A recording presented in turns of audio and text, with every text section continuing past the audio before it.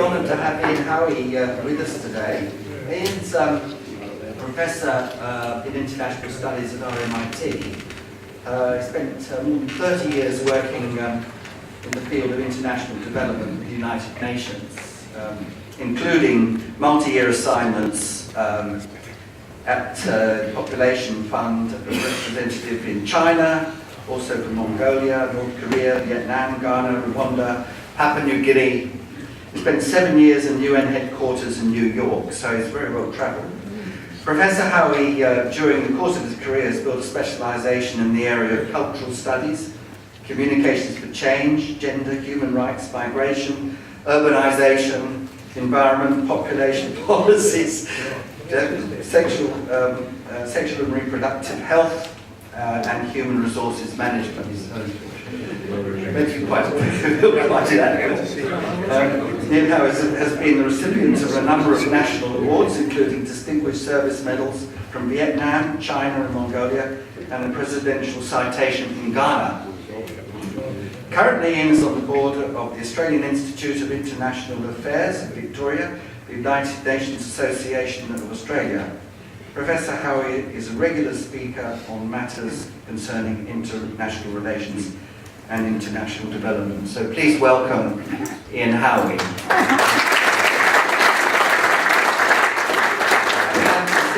Another very tall speaker. I'm not standing on the box. Well, thank you very much for the introduction. I'm delighted to be here. And you must excuse me though, but I have a rather bad throat. That said, I very much welcome the introduction, and particularly because I've been asked to talk about the Hidden Kingdom, the Democratic People's Republic of China. And it always strikes me as ironic that they put in their title, Democratic People's Republic. If ever there was a misnomer, that's it. Now, the way I'm going to proceed this morning, I beg your pardon, is I need to tell you something about the country, something of its history, something as to why I was there, to give you, most importantly, my impressions of North Korea, and to say something about the current situation and where it's going. Well, first of all, what do we know about North Korea? Where, in fact, is it located? I've put here two maps for you. One straightforward map, but the other a satellite photograph. Let's talk about the map first. Incidentally, do we have anyone here in the audience who had any service in the 50s in the Korean War? I'm just curious to that. Or knows of someone, or had any association. Okay. All right. So let's look at the map. You can see South Korea in the south, North Korea in the north. Note the proximity to Japan down there in the bottom right corner. And note the proximity to China. And then also that there's a border with the Russian Federation.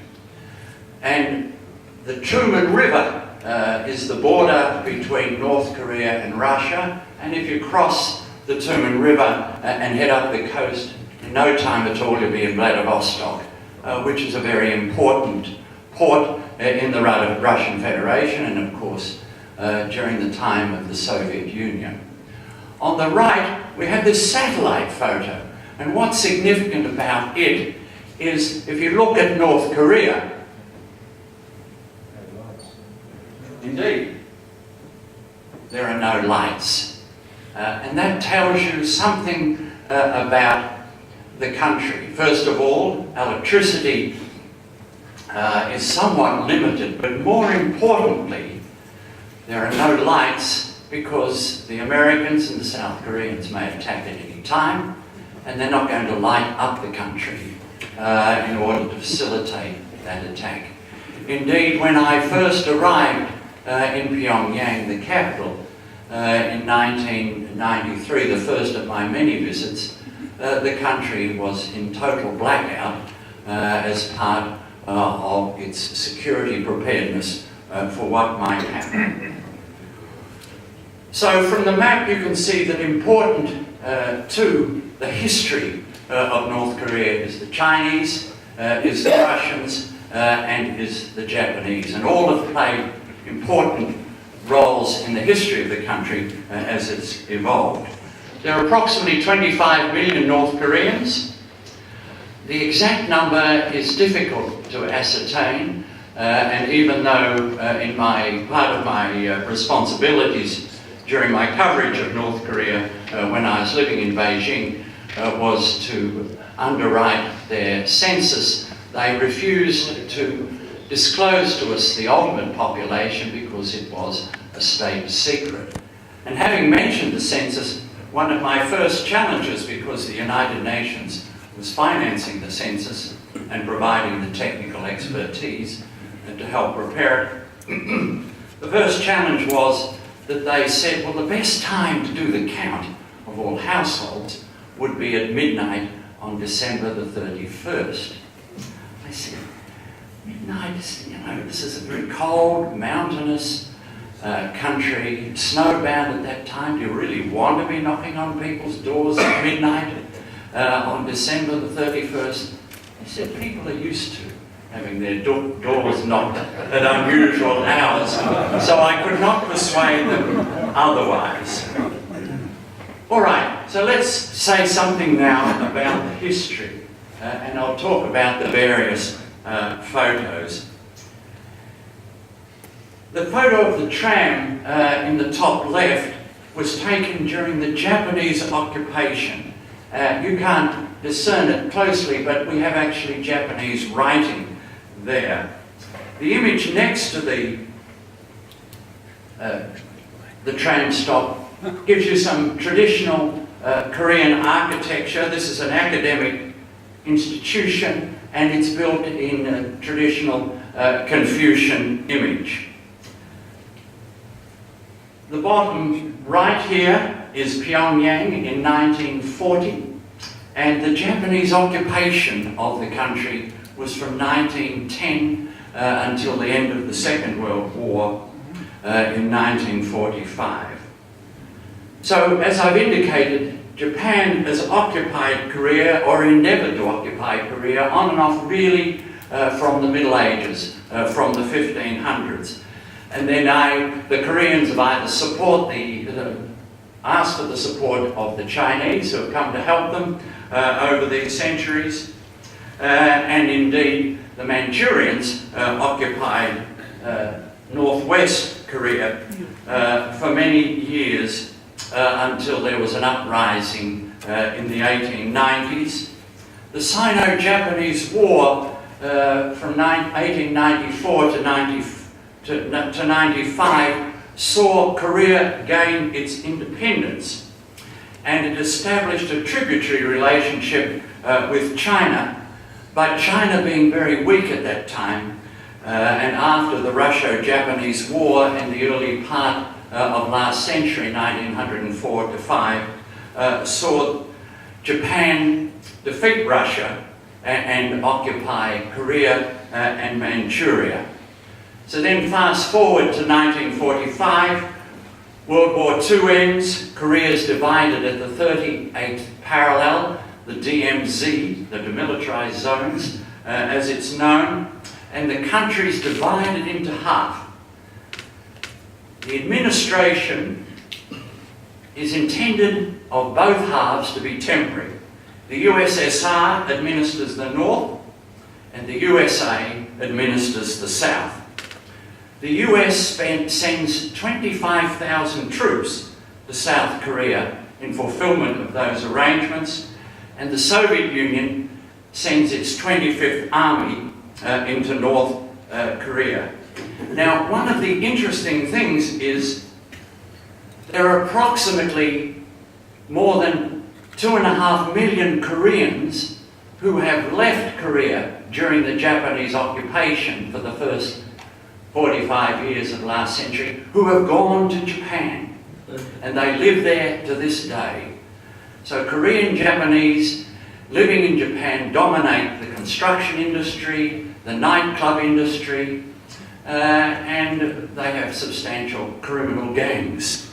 The Koreans living in Japan. There are also hundreds of thousands of North Koreans who went in to live in the Soviet Union and still live there to this day. Now, among the Koreans who went to live in the Soviet Union after the Second World War was a 33-year-old Korean guerrilla leader, and his name was Kim Il-sung. Kim Il-sung. He was a military officer. He had the rank of captain in the Soviet Union, and in 1946 he returned to North Korea and became head of the Provisional People's Committee of North Korea. So that was the situation at the end of the Second World War. Here we have Kim Il-sung in the far left of the screen, Kim Jong-un on the far right, and here we have the son, Kim Jong-il, in the bottom, in the middle. Now let me tell you something about these people. So Kim Il-sung, in 1946, becomes head of North Korea, and he's supported by Stalin and by Mao Zedong. Stalin in the Soviet Union, Mao Zedong in China. 90,000 Korean troops then cross the 38th parallel. The US at that time is headed by Harry Truman. He interprets that movement of those troops across the 38th parallel as the first military test of the Cold War. And 15 states, 15 members of the UN, including Australia, decide at the United Nations. The Soviet Union abstented themselves. So one of the few examples when the Security Council voted in favour of committing troops and sending an international force, and thus began the Korean War. It lasted until 1953. There was a ceasefire. 2 million Koreans were killed, but there was never a peace treaty. And so today, technically, the two Koreas are still at war. There's never been an armistice signed to end the Korean War. So the North and South were created, and they've developed, since that time, totally divergent development paths.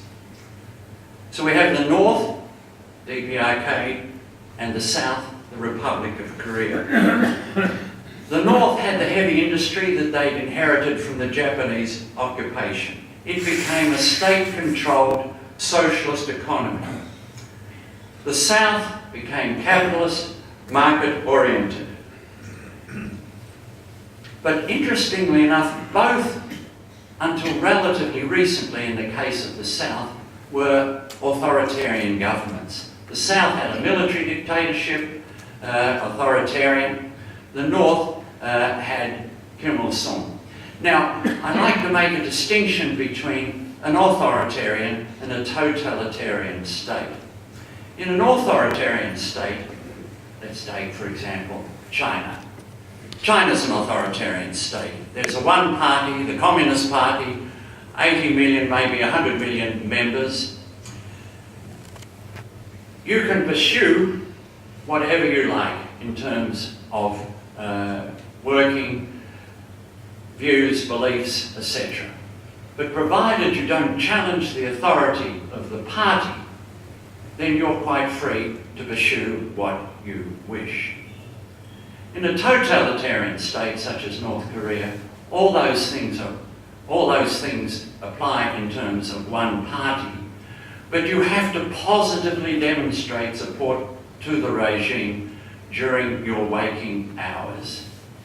And in fact, my Chinese friends who would travel with me to North Korea would say, thank goodness for Deng Xiaoping, who broke with the Maoist tradition and set China on the path it has today with its social characteristics, socialist characteristics, and we see the China we have today, which is not at all like North Korea, although things are changing in North Korea.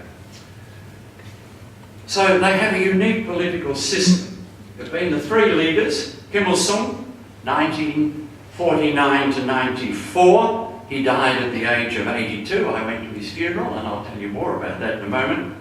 Kim Jong-il, his son, 1998 to 2011. There was then a 3-year mourning period, and his son, Kim Jong-un, in 2012 until this day became the supreme leader.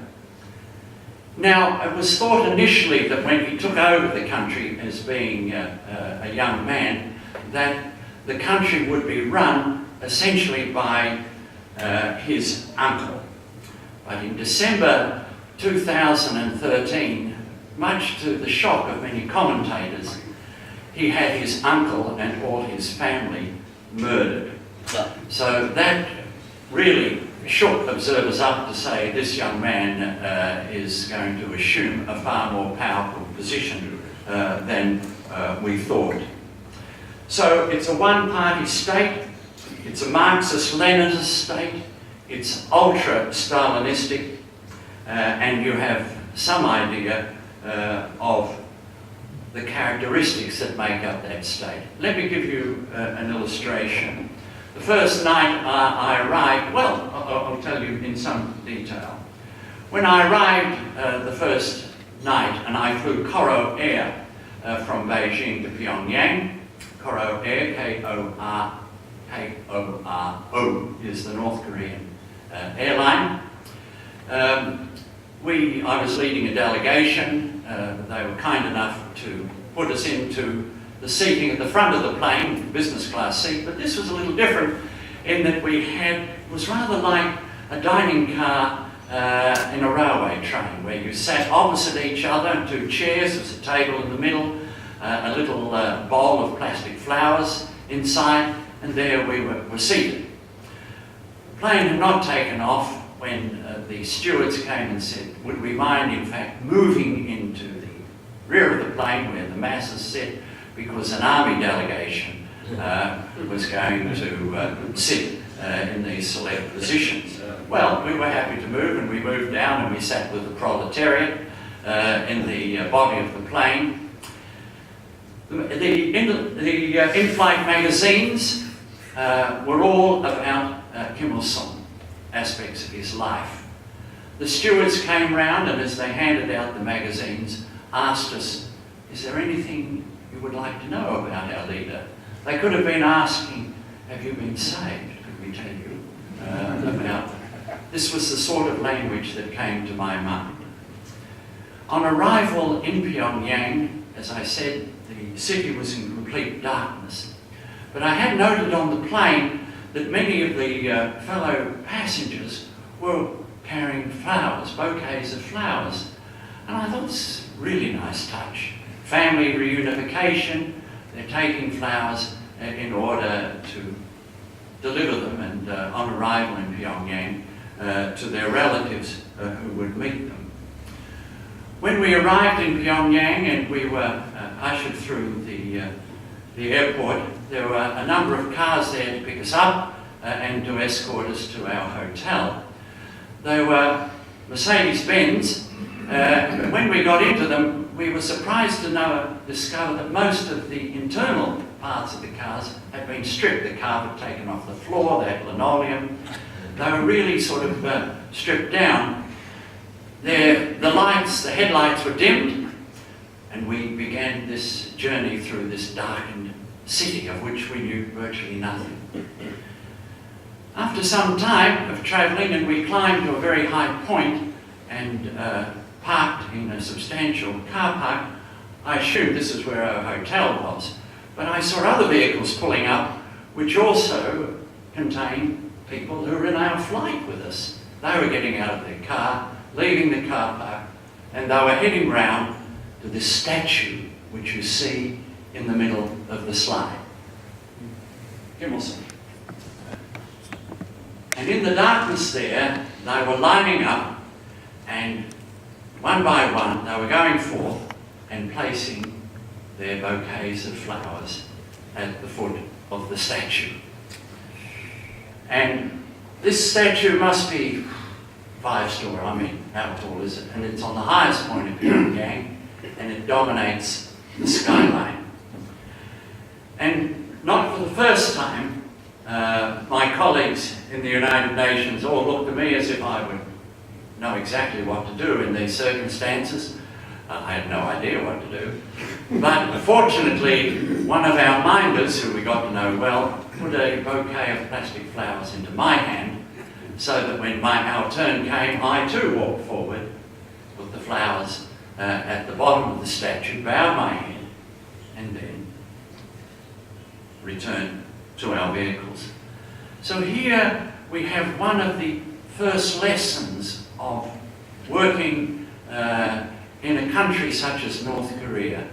Despite your best intentions, your thinking, your reading, you're caught into this system of paying homage to the great leader, the dear leader, and now the son. You can't operate without being obsequious in these circumstances. This is the power of a totalitarian regime. It manifests itself in many other ways. You have frequent mobilizations of large crowds, mass demonstrations. All the countries of the former Soviet Union, including all of the Eastern European countries, Moscow, Pyongyang, Beijing, all of them have enormous central squares. So if you go to the central square now in Hanoi, there you will find the mausoleum with Ho Chi Minh. You go to the Red Square in Beijing, you'll find the mausoleum with Mao Zedong. You go to the Red Square in Moscow, you'll find the mausoleum with Lenin and Stalin. These large squares also serve the purpose. You can have mass demonstrations, huge demonstrations, and frequent mobilization of the masses is an important part of the ideology. Another important part, which is I've really only seen, well, it may have been the case during the Cultural Revolution in China, but it's certainly the case in North Korea. Everyone wears a badge in their left lapel. And on that badge, you have a badge here? You have a badge? I know, they're not a tourist thing, you have to earn them in North Korea. So everyone who's earned the badge has the badge in their lapel with the portrait of Kim Il-sung. And they wear that proudly, and after he died, you have the flag with Kim Il-sung and Kim Jong-il. And here you see in Kim Jong-un, here's his badge. Right there. So everyone has that badge. But they're not given out, you have to earn it. You have to prove that you're worthy to wear the badge. All the historical sites associated with the leader are preserved. Where he was born, where he fought against the South Koreans in the war, and so on. The yearly calendar has been recalibrated to begin on the birth date of the great leader. There are endless stories about his achievements. That first night when I arrived and went to the hotel room and switched on the television, there were 3 channels, each showing different aspects of the great leader's life. Maybe a revolutionary story fighting the South Koreans, maybe visiting an agricultural cooperative, maybe being adored by children. That was all you could watch on the television. The first morning I woke up in Pyongyang, I woke up to the noise of singing and music outside my hotel room.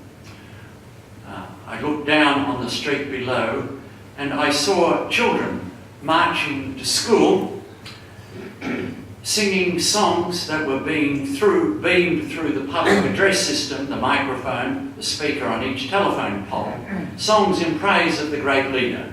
So they're marching to school, singing songs, 7:30 in the morning, in praise of the great leader.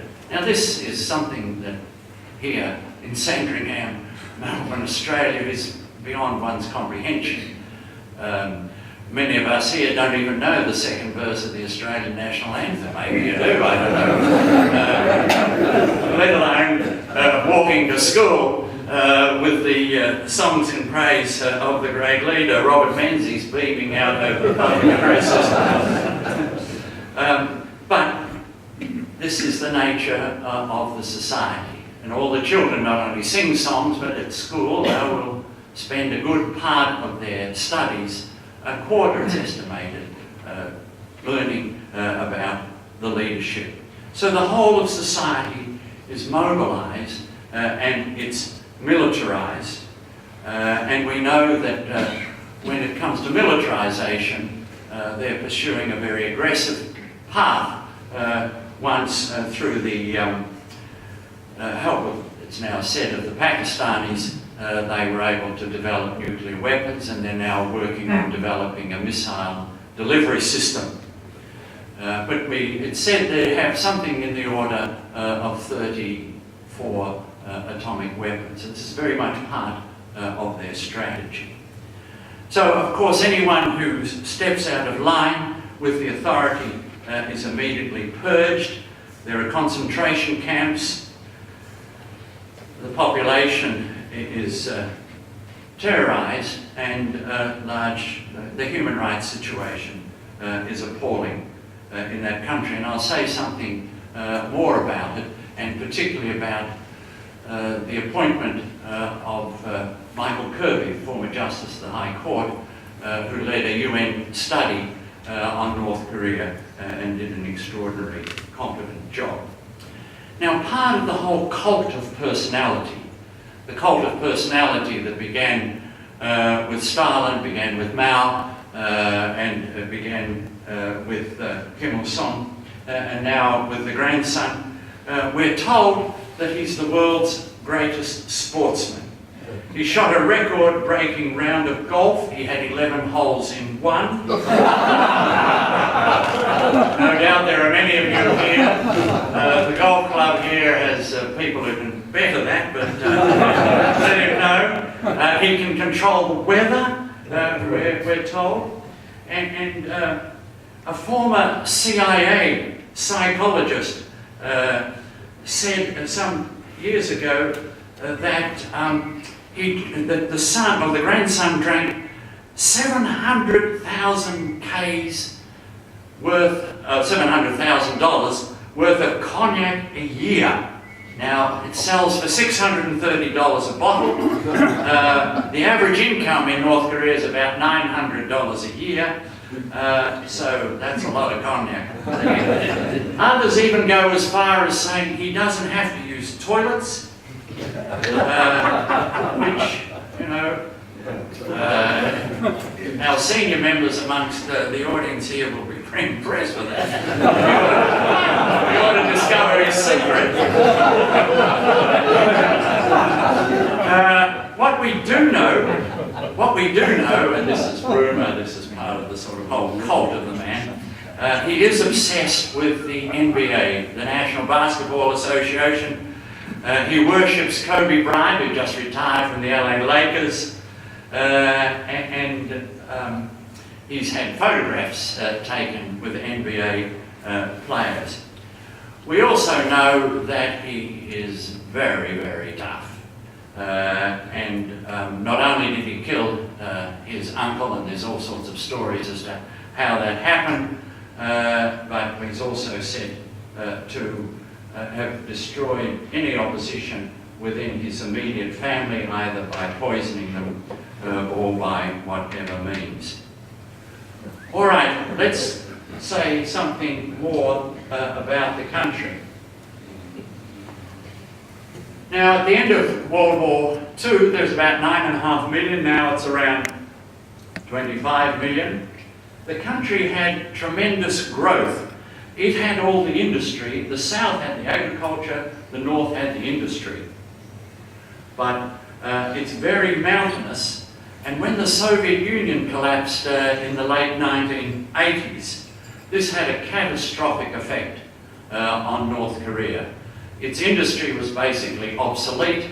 It had no food. The food was, during the Soviet time, coming from the Soviet Union at subsidized amounts. That all stopped, and the country went into terrible collapse. And that's when I first arrived, and the reason I arrived was we were, being the United Nations, we were going to provide food assistance for what we were told was a crisis in that country.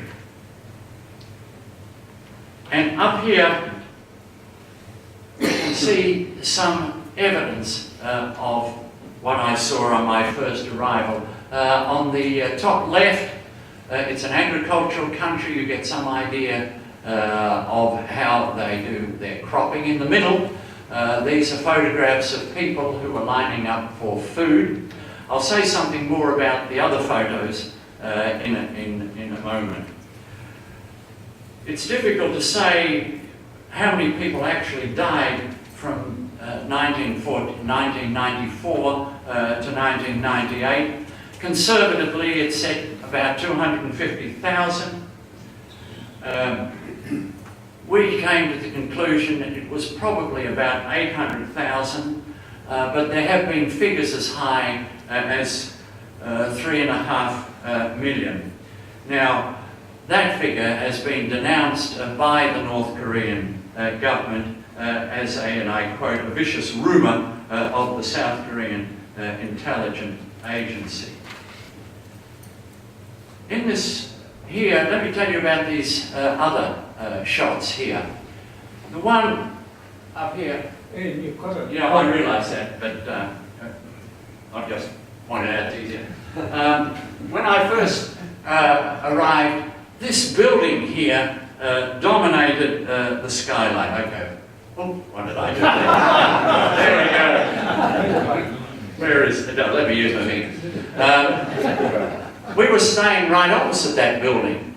Now, this building was built in order to be the tallest building in Southeast Asia. But interestingly enough, it was completely unoccupied, as it was for years and years during my travels back and forth to North Korea from Beijing. There were all sorts of rumours. They didn't have the electrical power to get the lifts up. It was sinking, the foundations weren't sufficient. But I'm told now, and I haven't been to North Korea in recent years, that they've now rectified that, and this dominates the skyline. 330 metres high. Oh, you've got the It figures? started in 1987. Yes. Oh, well done. 3 years ago, it was still quite unoccupied and well, nowhere near finished. Now, may I ask how you know those facts? I had a holiday there 3 years ago. A holiday. Well, thank you so much. Thank you indeed. Well, on your holiday, you may have gone down into the subway. I did. Yes, you see the subway there on the left side of the screen. In many countries, Moscow, for example, subways are an important part and beautifully constructed, beautifully decorated. They also serve as an important shelter, and that's what they go so deeply as they do. I wonder if the state government has got that in mind. The thought just occurred to me, you know, it's only going 12 metres underground in North Melbourne. That may not be enough. Anyway, it goes down and down and down. And you recall, it has wonderful chandeliers. Similar to Moscow. Similar, exactly like Moscow. It's very based on the Moscow system. Chandeliers, it has beautiful mosaics, again showing portraits of Kim Il-sung, and very rickety trains, unless they've changed in more recent times. The one here on the right is a recent photograph of one of the People's Congresses there. Huge crowds. It's like the People's Hall in Beijing, and it's exactly the same in Pyongyang. There you see the badge, but only expanded, and you can see the father, well, the grandfather and the son, and the masses that are attending that People's Party's Congress. Now, I've told you something about that flight with Coro Air and something about the Mercedes that took us to the hotel. And there you can see that in addition to the statue that I saw when I first arrived, because it was still alive, Kim Il-sung, we now have the son next to him. You see the flowers and the people bowing their heads. Now let me tell you something here in the bottom left, the mausoleum, and then I'll tell you something about the two other photos. As I said, I went to the funeral of Kim Il-sung, and many of you saw it on television, the weeping, the wailing, and the mass hysteria, which I no doubt was overwhelmingly genuine at his death. But in keeping with the tradition of authoritarian governments, etc., you embalm the body and you build a mausoleum. And it fell to me to lead a delegation to that mausoleum. Well, we were not there strictly for that for the opening of the mausoleum. They built a railroad especially to bring in the masses to the mausoleum, and that wasn't completed. Did you go to the mausoleum? Yeah. The railway station is at the end of this square. That hasn't completed when we went, and we were told the night before that a great privilege would be paid to us, and that we needed to be ready at 8 o'clock in the morning, and we would be taken to the mausoleum. We duly arrived, we lined up, and we were asked to line up with myself at the front of the lead of the delegation, two behind me, three behind that, in a triangular formation, and then with two goose-stepping soldiers in front, marching, we went across that quadrangle to the mausoleum. And as we entered, the doors mysteriously opened, and I had this sudden image, because there was air blowing from the top and air blowing from the bottom, and it reminded me when I used to work in Myers as a student. When you went in the door at Myers, there used to be air blowing. How these thoughts come to you at these moments, I just don't know, but that was my particular thought. And we went in, and then there was another door mysteriously opened, and then another door, and another door, and eventually, as no doubt you were, we were in the middle of the mausoleum, and there was Kim Il-sung embalmed there, dim lighting, martial music playing. And as it happened on the first night of our arrival, everyone looks to me as if I know what to do. And I don't really know what to do, but I thought, I have to, it's expected of me, show due reverence for the passing of the great leader. So I went to the side of the, what do you say, sarcophagus, is that the correct term?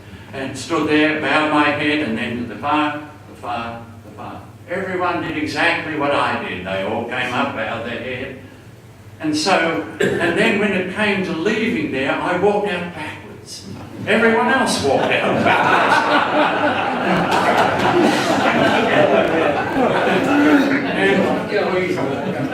And so we exited there, and when we got to the outer chamber, we were surprised to see television, floodlighting. We were about to be televised, and an important United delegation is paying homage to the passing of the great leader. And it then fell on me to sign the condolence book, and a large book, and I wrote an appropriate message, which was immediately translated into Korean and read out through to the television audience. All right, on another occasion, it was suggested, this was a weekend, we might wish to visit out from Pyongyang, and I've travelled a lot through the country as a whole, including up to the Tumen River. But we might want to go to the museum in which all the gifts that world leaders had given Kim Il-sung, beloved as he was during his lifetime, and where these gifts had been stored. And so, did you go to this particular place? Yes, very good. And do you recall this car that immediately you go? It's set in a rather picturesque setting in the foothills of a substantial mountain range. It was autumn, the leaves were turning, very pleasant. And as you went in, there is this large vehicle, which was the bulletproof car given by Joseph Stalin to Kim Il-sung. And it's this Russian Zot, I can't remember the exact name of the car, but there it is. And so we visited and saw many of the gifts that the great leader had been given, beloved as he was, throughout the world. And then in my innocence, I asked, well, no doubt an Australian leader has given such a gift. And is it possible I could see that? So they went to the catalogue, thumbed through the pages, and eventually said, yes, we do have such a gift. So come this way. So we went along the corridor, up flights of stairs, more corridors, and eventually we came to a glass encased display area, and there was a box of pocket handkerchiefs inside the glass case, and it was the type that had, you know, the sharp edges, the little pyramids there. And I thought, and you'll be pleased to know it was from Myers. My antennas were well tuned. And there I said, this is a wonderful, lovely box of pocket handkerchiefs given to the great leader. Which Australian distinguished leader gave the gift? And I have his photo here for you. Does anybody know? Ted Hill. Absolutely right. Ted Hill. Ted Hill was a very distinguished Melbourne barrister. And he was a communist. He broke with the Soviet Union. And he became a Maoist. And subsequently a great supporter of North Korea. And he was a distinguished, highly regarded barrister here at the Melbourne Bar. He specialised in industrial relations. And it was Comrade Hill who had given the box of pocket handkerchiefs. And there it was. They also have two boomerangs, a small Aboriginal painting, and a cigarette tin with a number of stones in a, you know, various minerals. Ah, yes, I never saw those. I don't remember those, but I do remember the handkerchiefs. So I think you're getting some idea of this country, this cult of personality, the power of mass propaganda, the controls that we have over people's lives. For example, the great leader who was an authority on anything. If I went to see a clinic in a remote part of the country and I was particularly interested in providing assistance to overcome the terrible maternal mortality rates. So we were very interested in trying to support the work of the World Health Organization in order to ensure women could give birth safely.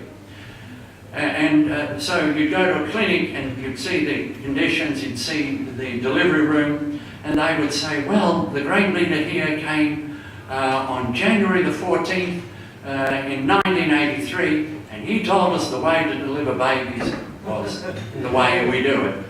Or if you went into an agricultural cooperative, he was an authority on agricultural cooperatives. He was an authority on anything and everything. You'd be driving through the countryside in total darkness. I don't know if you went out of Pyongyang, but in total darkness, and you would come across these enormous floodlit photographs or paintings of Kim Il-sung with adoring children looking up at him, and a background of rich crop of wheat growing.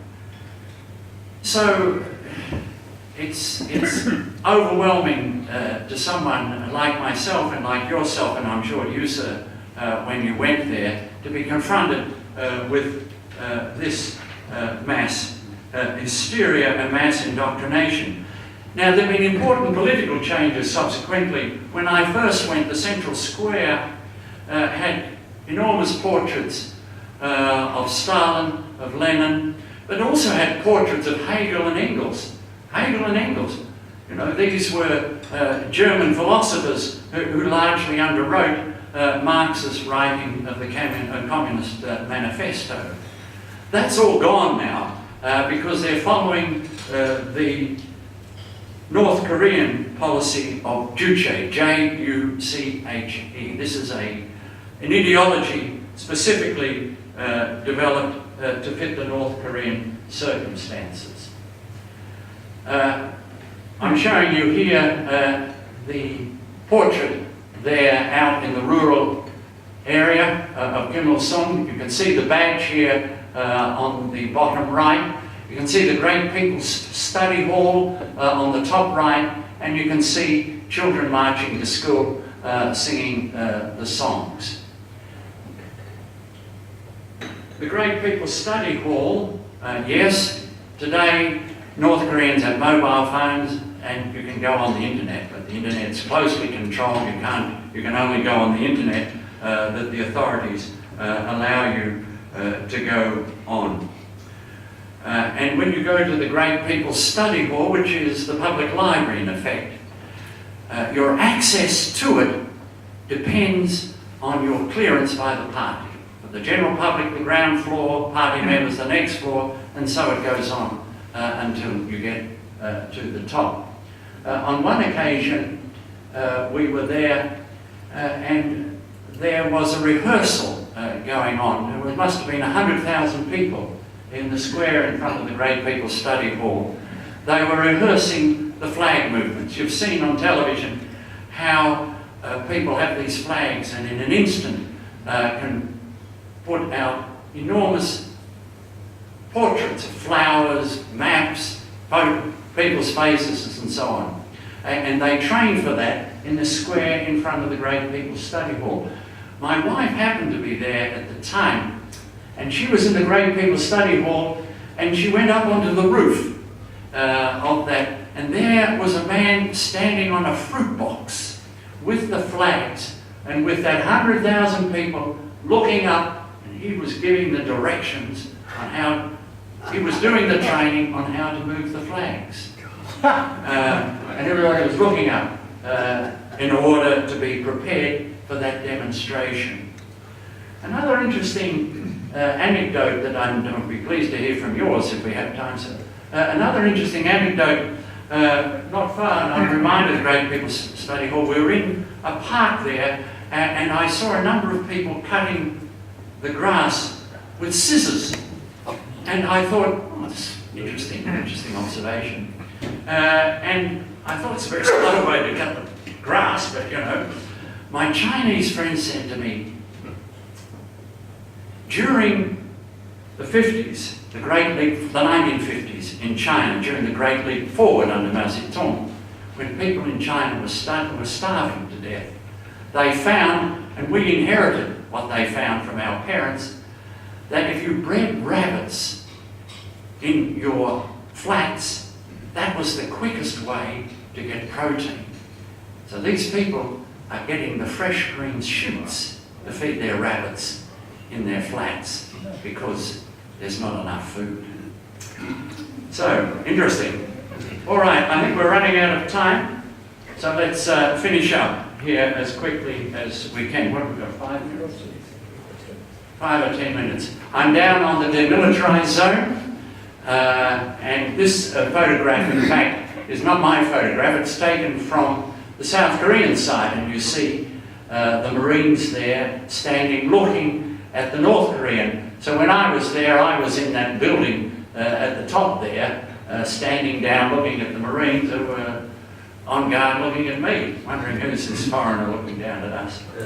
Now, we went to a 10-pin bowling alley there.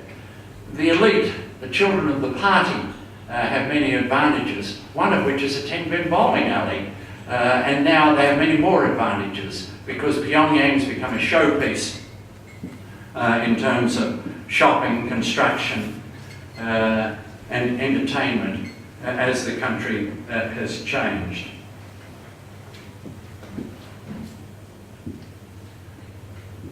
I don't know if it's still like now, but when I was there, another security measure is that you couldn't cross the road at an intersection. You had to go under tunnels. This is again a security feature.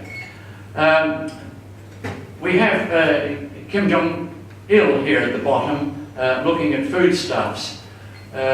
Food was a huge issue when I was there. People were literally, as I say, starving, and we were trying to get food aid and trying to ensure that it got to the people as distinct from the military. And at the odd banquet that was given to our delegation, we were invariably told by a minister not to talk on our return to Beijing about the feast that we were having. Now, I mentioned Michael Kirby. Michael Kirby, in 2014, produced with a team the United Nations report on human rights in DPRK. The report highlighted violations, freedom of thought, expression and religion, discrimination, restrictions on movement. It's still the same today. If you ever have a UN conference or an international program, and the UN regional headquarters is based in Bangkok, so we were always sending North Koreans to conferences there, but we always had to send two. You could never send one. And just as it was in China, you can only get a passport for the trip, and then when you came back to Pyongyang, you'd have to hand the passport in. That's how it used to be in China. But we always had to send two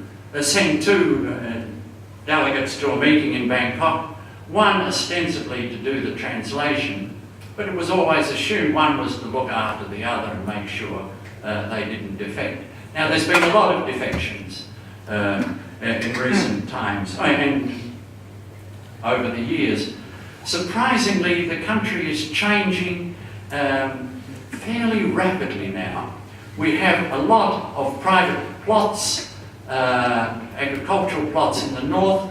We have, interestingly enough, I've met Koreans from California who are Christians who are underwriting factories on the border with China. So we have Korean-American supported factories manufacturing clothing across the border from China in North Korea.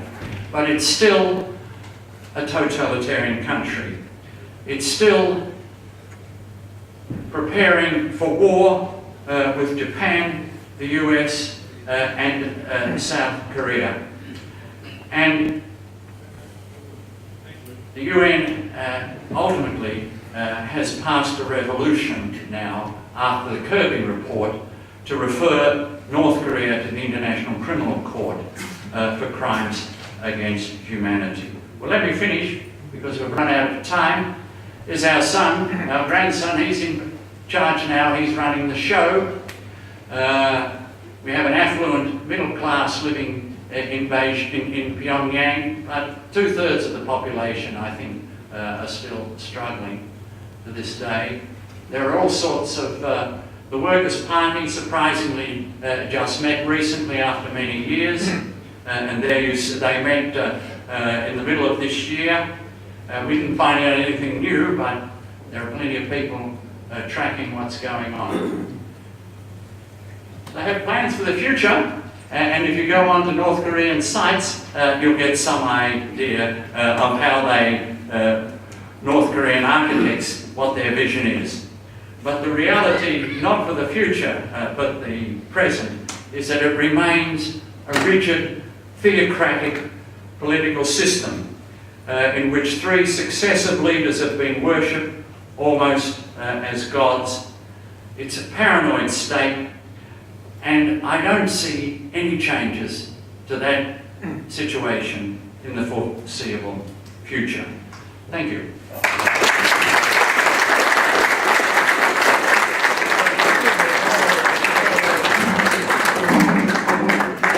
Yes, we have a few questions. Just a quick one. Did you enjoy the kimchi? I do. I'm very fond of Korean food. You're a brave man. And you've been to North Korea or South Korea? My wife and I lived in South Korea for a number of years. Ah, okay, yes. And that's a story in itself too, particularly about the defections. We were always reassured that don't worry if anything happens, and with the North, you know, the South Koreans were saying it's under control, we've got plans in place, you'll be out in 5 minutes, don't even think about it. While we were there, a North Korean pilot defected, Yes. and he headed towards the DMZ in his fighter plane, and of course he was being pursued by about a dozen North Korean fighters. That was picked up on the radar in South Korea. The place just collapsed. Everybody was running out, everybody was hiding. They had secret rooms. Every house you lived in had a secret room, and it was a panel or whatever that you would go and hide in if these people came. I tell you, politically there might be a mile between the two, between the North and the South. Up here, it's exactly the same. Believe me, it's the same. Well, I mean, South Korea is a great success story. Absolutely. Economically. Absolutely. What's the number? Is that a 6th trading partner, 8th trading partner? Yeah. It's a very important country. Economically brilliant. And it's become, it's a democratic, Yes. it's like Taiwan. People forget Taiwan. Yeah. It's also a great economic success story, very democratic. You didn't mention the nuclear threat, and we read of tests of missiles and threats about nuclear programs. Is the nuclear program homegrown, or are the North Koreans in cahoots with the Chinese or someone else? Yes. Well, I know no more to answer that question than the people who study these things. Their breakthrough in the technology, it came from Pakistan. I think that's now chosen when Pakistan sold their secrets, their nuclear secrets, to Libya, to Gaddafi, and to the North Koreans. They've, as far as we can tell, it's essentially homegrown, but there is a trade going on in nuclear technology, to which a number of different parties have been implicated throughout Europe. I think, if I recall, there were even some experts from Holland who were implicated. I can't quite remember the exact nature of my reading on this. But my feeling now is that it's essentially homegrown, and the North Koreans, I mean, the ones that I dealt with, and I've dealt with many of them, technically very competent. And I need to add here, despite the picture that I've given to you, that my North Korean colleagues were extraordinarily friendly, welcoming, and I enjoyed their company over the many years that I visited with them. But they're perfecting their nuclear strategy, absolutely no doubt. And they're working on a delivery system, although their missile attempt 2 days ago actually failed. There's no doubt they can get to Japan, but they're wanting to go further on their delivery systems. Who actually runs North Korea behind Kim? Is it all Kim, or surely not? Oh, well, no, I mean, he seems to be following the steps of his grandfather as distinct from his father. His father was very close with the military, and you have a huge military. It's what, the 3rd biggest army in the world, I can't remember, but it's up there in the top 5. A huge military. They're incredibly important. And for the father, his father was very pro-military. The grandfather was much more out there amongst the masses and so on. And the grandson, a lot of appearances, a lot of coverage. He's had the Workers' People's Congress meet. So to some extent, the party has emerged as distinct from the army as being more important. But of course, he has a party structure, a powerful party structure behind him. It's a one-party state. And a one-party state translates right down from the capital, right down to the lowest levels, right down to the lowest village. The structure is all-embracing, and the word passes up and goes up down the line, and people are controlled. So he's worshipped as a god, but he has an whole underpinning support that elevates him into that position. And it's very difficult for us to comprehend the power and how you become entrapped in the system unless you go there. You think, you know, the only illustration, you think of your work experience where you have perhaps a very powerful dictatorial boss at work. And you think, well, whoever steps out of line, who challenges them? Not many. Well, multiply that 1,000 times. You get some sense of what totalitarian is. We just have two more questions. But I think you get your hand up first. Sorry, you. Just given what you've said, and that the Western policy seems to be using China to influence them and keep Yes. control of them, is there any chance of success? Well, yes. I mean, the Chinese are increasingly irritated with the North Koreans, but they can't possibly allow the collapse of North Korea for what it would mean with a neighbour and the whole Korean peninsula. That would be unacceptable. But the interesting, more recent development is the rapprochement between North Korea and Putin. So Russia, which completely abandoned, or the Soviet Union, well, it was the Russian Federation, completely abandoned North Korea in the 90s, but they're now far more collaborative, and Putin and our grandson have been talking, and the Russian Federation is increasingly an economic player in North Korea. But the importance, and as I said, there's a border with Russian Federation. Vladivostok is relatively close, and Vladivostok is a very big city, and the Russian Pacific Fleet is located there. But the Chinese are the key player, and I think the Americans and the Chinese are endeavouring as best as they can to collaborate. And the Chinese get irritated by the North Koreans, but nothing more than irritated. And last question after okay. Does the government allow students to travel overseas, and is there much interplay there? No. Well, that covered the rest of it. The students wouldn't be coming back with new knowledge about how to change the government. You know, there may be North Koreans studying overseas, but to my knowledge, there'll be few. Yeah. It's not like South Korea, the Korean students.